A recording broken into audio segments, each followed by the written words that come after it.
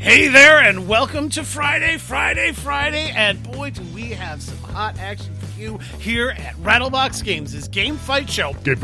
March Mayhem Tournament. Oh my goodness, do we ever have some games coming up against each other today?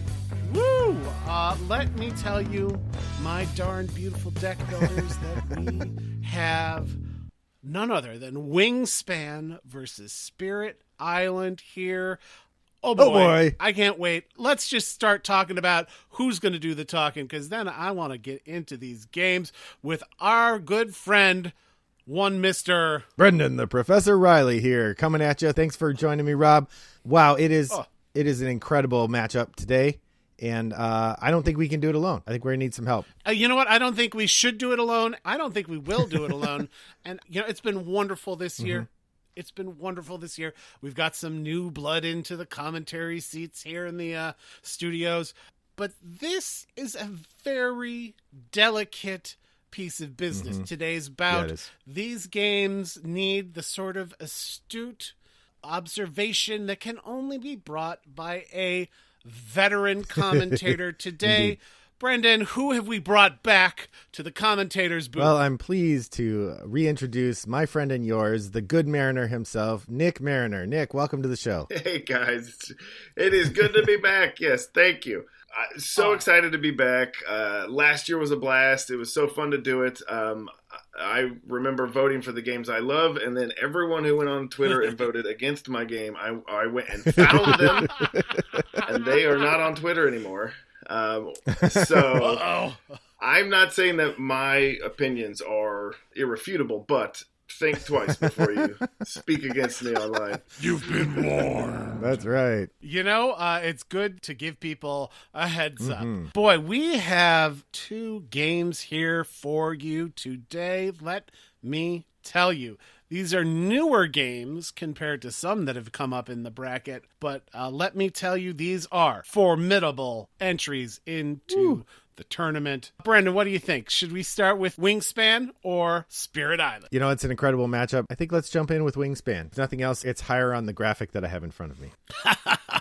You know, as good a reason as any. I think we're going to find that there are a lot of ways that these are hard to decide between, so you may as well go with that. This is a game, I'm going to start the conversation. This is something, you know, we've had, the caliber of commentary has been epic this tournament, as it has been in the past. But Wingspan, this is one of the games that is right up there when you're looking at the PEI. Its perceived edibility index is enormous. When you put this game out, you're thinking, are those Jordan almonds?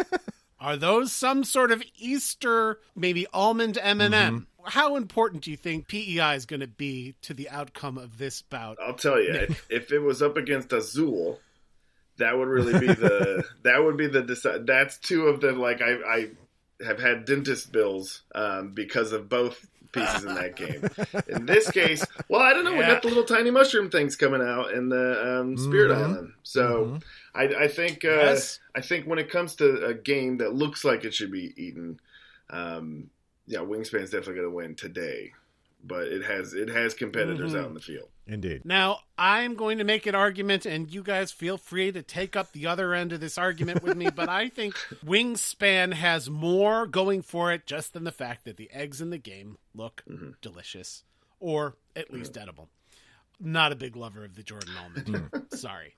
But I think that this game is all around, you know, once you stop looking at the eggs, when you look at the cards, when you look at the board, when you look at the dice, when you look at the dice tower, this game is just lovely to behold.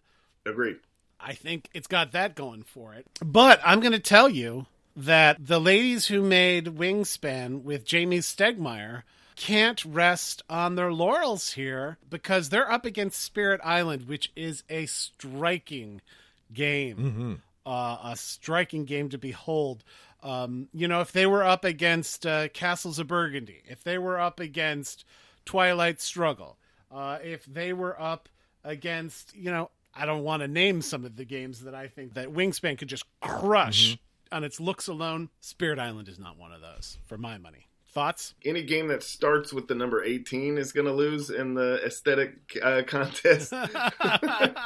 But Spirit Island was intimidating the first time I played it because the board is chaotic with all of the different colored spaces, but it is so discernible after a turn or two of what it is you're looking at that it's gorgeous, it's awesome, it's a super cool game, and of course the God art is stunning. Oh, no question. And this is something I keep coming back to in the tournament, so the dedicated listener will perhaps forgive me. I just still can't get over. Do you know how many artists worked on Spirit Island, Nick? 15. That does not look like 15 people worked on it. They did a great job. I don't know how they divided up those tasks, but I guess efficiently, because it's a great looking game there. I think perhaps the listeners, when they're looking at art, you're thinking about how the game looks.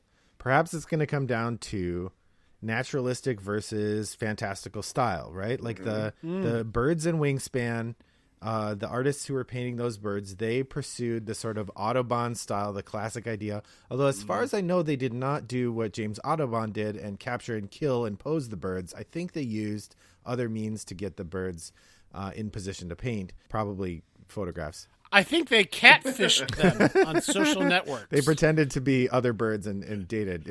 That is probably right.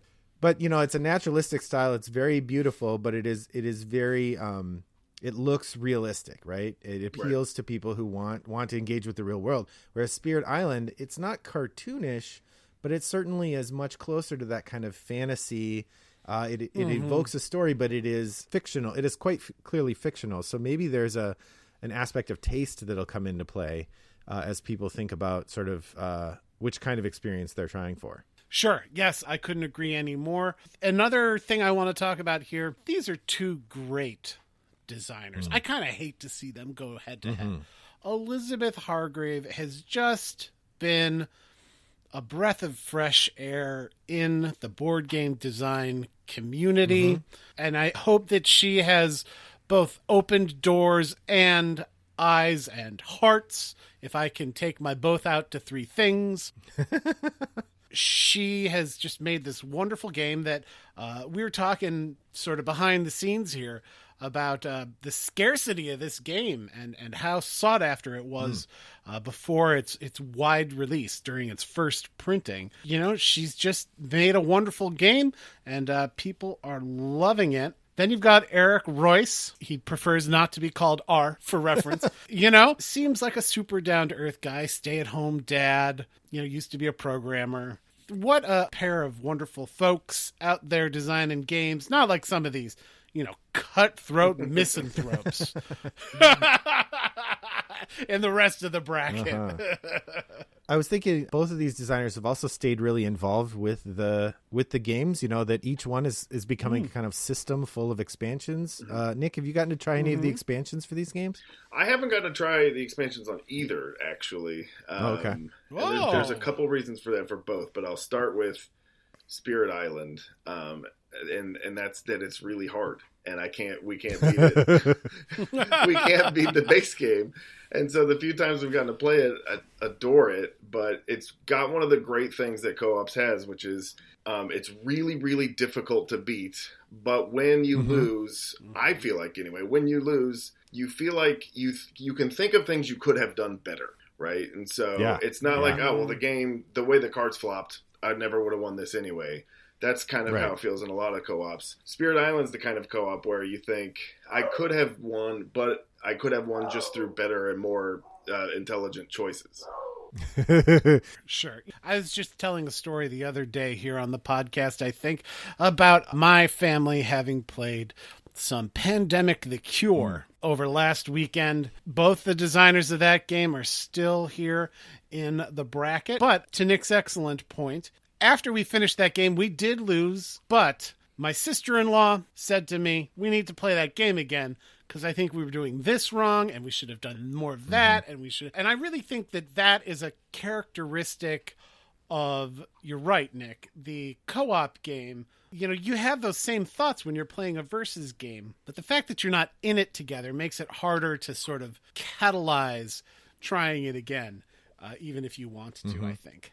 Yeah, and I think the special powers that you get in Spirit Island, and I'll confess I've only played a few times, right? But each different spirit that I've played, they work drastically differently. And if you're playing the advanced mode where you have access to a wider variety of cards, when you go to, say, upgrade your spirit and get some of those more advanced powers, you can take your game in radically different directions. So in that end, when you lose and you're having that conversation about why you lost, yeah, you really don't have anyone to blame but yourself, because I should have picked a different set of powers to go with what everybody else was doing. So yeah, I mean, it's balanced on a knife edge, I think. And everything I've read about the expansions suggests that it gets even more so as you dive into those additional elements.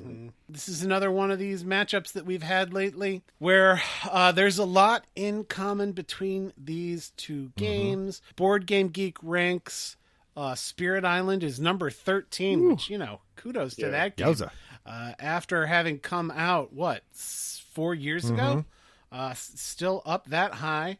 But Wingspan not that far behind it with 20. Incredible. Their ratings, an 8.1 for Wingspan, an 8.3 for Spirit Island. Their seating here in the brackets actually put Wingspan above Spirit Island at number 2, right behind the crew there. But Spirit Island was only number 7 there. So many ways that these games are close. Now here, and you've already talked about it, Brendan, Nick, you guys are you're right there. Listen, you hear that? You're right there with your pulse on the beat. When you talk about these two games, here's the difference. And, I think if the listener needs a lens through which they can view these games to find the difference that's going to make them want to vote one way or another, I'm going to say for the co-op or the versus and the weight. The weight of Wingspan, it comes in at a 2.42. Whereas Spirit Island is coming in at a 4.01, which actually, it makes it one of the most heavily weighted games in the whole bracket when you're talking about complexity weighting. It's right up there with Gaia Project, Twilight Imperium, Cthulhu Death May Die actually is exactly another 2.42. What do you think, Brendan? Well, what's the story of weight in relation to the bracket? Well, I think weight certainly has played a part, and we've seen throughout the matches in the first couple rounds, lighter games winning out over heavier games. The voters, they're not in the mood for deep play or long play this year. I think, coming out of a traumatic year for everybody, we want something fun and light. It's really hard to get something strong to the table. In fact, as I was looking at round 3, in the 8 games in round 3, Spirit Island is not only the heaviest game, it's the heaviest by more than a point using the Board Game Geek stats. The next heaviest game is 2.98. That's Race for the Galaxy. So Spirit Island is really an outlier in terms of its complexity. But here's the thing that I think we got to think about when you're trying to figure out how people are going to match these up. Because while Wingspan is, I agree, lighter, it isn't necessarily shorter.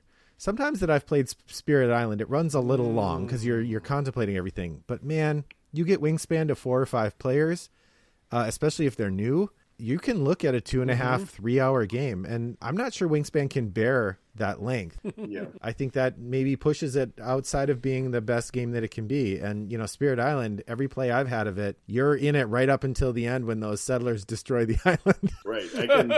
I can enjoy the experience of Spirit Island for 3 hours. If I'm still doing the game of Wingspan after 3 hours, I'm probably going to be bored at that point. I shouldn't have to do what that game is for that long. Brendan, help me out here. Help me recall. This is a while back. You and I were playing a game. Ooh, was it Prodigal's Club? What were we playing? Close. It was Vladimir Suchi's epic Shipyard. Oh, yeah.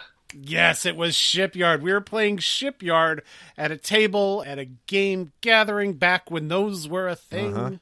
And it can't have been long after the release of Wingspan. Yeah, no, it was early There in the was a arc, table playing Wingspan, and we played Shipyard in less time than it took them to play Wingspan. And I was thinking, ouch. Yeah. It was something. Brendan has said before, Brendan, you think I don't listen to you. You think that, but you're wrong. I listen to you.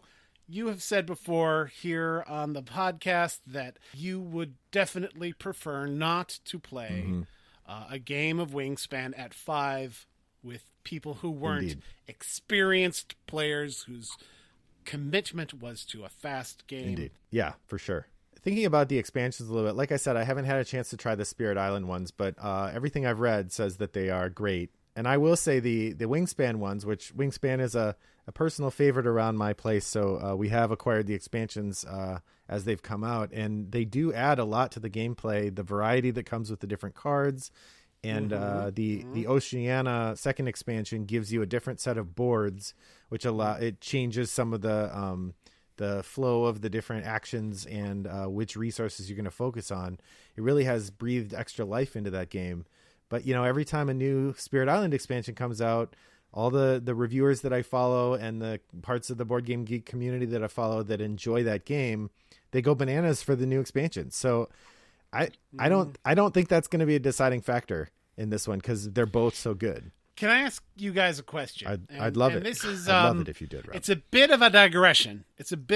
My favorite questions are digressions. And it might involve some sort of industry, rumor mongering. Ooh. But if you don't feel comfortable answering this, I will understand. Do you think there's any truth to the rumor that there is going to be a crossover expansion that has Wingspan and Isle of Cats together, and as you start putting the cats in, they start eating birds, so the birds start getting removed from Wingspan, and the cats start getting bigger on the ship? What do you think? It's a perfect match, I think. If it's only a rumor, it needs to get elevated to for sure thing to happen. Mm-hmm. I actually thought you were going to go. There's another rumor I had heard about that suggested that Matt Leacock has been working with Elizabeth Hargrave to have a bird flu expansion for Pandemic. Oh my! That's the game that I don't know anybody wants to play right now. Right? Like it's not about wait true. or time. Yeah. I don't want to play that idea for a while. Give me some time before I think about that. It is striking to me that Pandemic has been selling better during the pandemic than it did before. Matt Leacock has in interviews said that sales have been very good. It was the last game I played with my high school board game group, my kids. We played Pandemic. I sent them off for spring break. I never saw them again. And that was more than a year ago? Spring break, right. Yeah. Yeah, I had a similar experience in my board game class where we studied Pandemic and we watched Contagion and we talked about and we read parts of the Hot Zone, and that was all in January and February of last year. And as it went on, we just kind of moved toward the idea that we should stop talking about this game because yeah. Well, let me just say, to strike a slightly more hopeful note, that the reason that my family was playing Pandemic the Cure on last Saturday, the 13th of March of 2021, was to sort of mark the anniversary of our having gone into our lockdown, but also that was the day that I received the second injection of the Pfizer vaccine. Folks, if you can get it, get it. We want to play board games again. Yeah, exactly. We'll be back watching people play their 4-hour games of Wingspan live and in person as they contextualize a shipyard into a quick romp. Anywho, I'm excited to be back at the table in real life with folks. Speaking of folks out there, folks, if you're listening to the sound of my voice, you need to just go to Twitter. You go to @GameFightShow. Gamefight Show.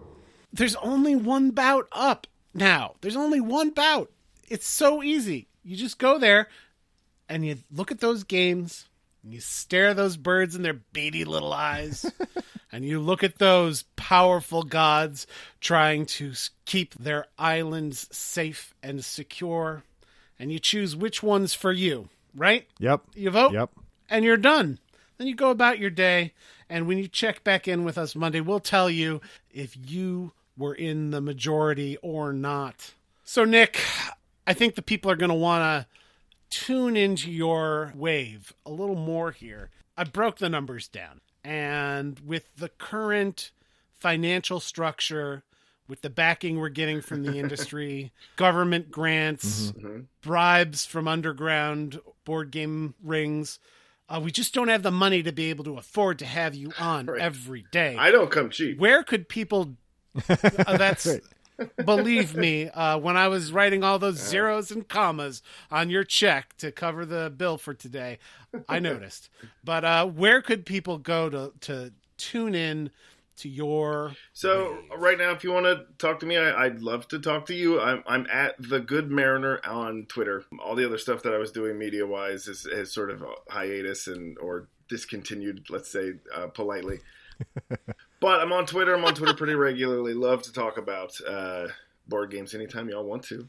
And this has been fun as always. There you go. I can't wait for that. Hopefully your stimulus check hit, because this check is going to take 2 signatures when I take this to the bank from y'all. You know, the nice thing is we had to get all that money into one account, and it did put us over the FDIC insurance limit on that account. So I am actually happy to get that one out the door to you.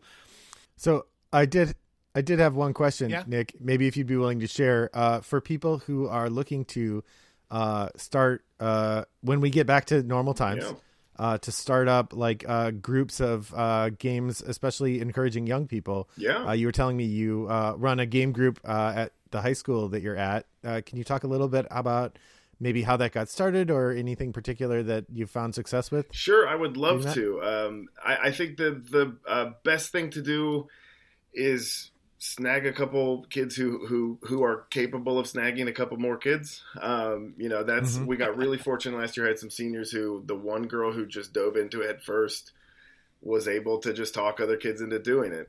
The other thing I'd recommend if you really want to do that is don't get too picky with what you play for a little while. Play stuff that people are going to feel not intimidated by. So my go-to games are things like Fuji Flush. Six Nymphed is a really good one where you can play up to like 10 kids. And it's super easy and fast to play. And then you can, like I said, we worked up the pandemic. We played Catan a couple times. Played some Ticket to Ride. We're not going to get to play a 4-hour game of Shipyard in a high school board game club. But get in the ear of a couple kids, give them some time, but also just make sure the barrier for entry is really low for new people who come in. They want to see something that's not Monopoly, but they also don't want to see a bunch of kids sitting around like hunkered over a table just thinking for an hour. You know, they want to have Oreos and they want to have fun and with their friends. Well, that explains why the college board game club that I started called You Can Enjoy Through the Ages did not take off. Right. Yeah. I started Good advice. my like adult club here in Dallas off of like Euro games, finding people who wanted to play Euro games. That's not what you're going to get in a high school, no matter how much you want to believe you can convert the unconverted. Brendan and I actually, one of the other hats that we wear, the many hats that we wear, is event organizer in the before times. I think we have a similar lesson for your group to thrive. I think it has to be baked in. Everyone's welcome here. This is a place for you, whoever you are. I look forward to being able to do that again in person soon. And then right now we meet and we all talk on Zoom and play a game on like Board Game Arena, right? Like so Six Nymphed is on Board Game Arena, so we can all sit on our Zoom from our own classrooms and play it together, and that's kind of what we're doing now. But that's at a very early stage for this year, and so we'll see once we come back in person, hopefully we can keep that ball rolling. You know, we've got a game that got crushed by a Rolling Stone in a very Indiana Jones type way. Eleanor is going to tell us who did and did not make the cut when Azul came up against Race for the Galaxy. All right, I'm Eleanor, and here are your results. Is this one an upset? You be the judge. We won't be hearing the clack-clack of Azul's tiles on the table, as the action that Race for the Galaxy chose was win in this heartbreaking bout. I'll throw it back to Rob, Nick, and Brendan. Well, thank you so much, Eleanor. It's telling an interesting tale here, Brendan. Here in this quarterfinal round, here in the third round, both of the bouts have seen the higher-weighted game win the bout. Ooh. Glad to hear that. Azul lost to Race for the Galaxy. Everdell won over the Crew Quest for Planet 9. Know why Race for the Galaxy won? none of the parts look like you could eat them. Yes, the players didn't all choke to death. You do have to take into account the number of voters who couldn't vote because they were at the hospital or getting Heimlich maneuvers. Yeah. That's important. Although you can still vote if you have a breathing tube inserted below your windpipe. That's true. So just remember that, folks. If you've been criked, you can still vote. Don't forget to go over to Twitter at GameFightShow. At GameFightShow. And vote. In the meantime, I'll let you go do that while we go and talk to the accountants about all this money we just dumped all over Nick. On behalf of Rattlebox Games, on behalf of Game Fight Show, on behalf of the March Mayhem tournament, on behalf of my good self, I want to thank Nick Marino. Thank you all for having me again. Thank that you, was Nick. great. Always a pleasure, gentlemen. On behalf of all those same people, I will say Brendan was with us too. And thank you so much, Eleanor. Thank you to the listeners. Hey, gang, go have a great weekend. Recharge those batteries. Play a couple of games. Come back here on Monday. And we are going to take on one of the biggest bouts on the bracket. We're going to talk Monday about Pandemic versus Lords of Waterdeep. Dun, dun, dun. Bye, gang. Bye-bye.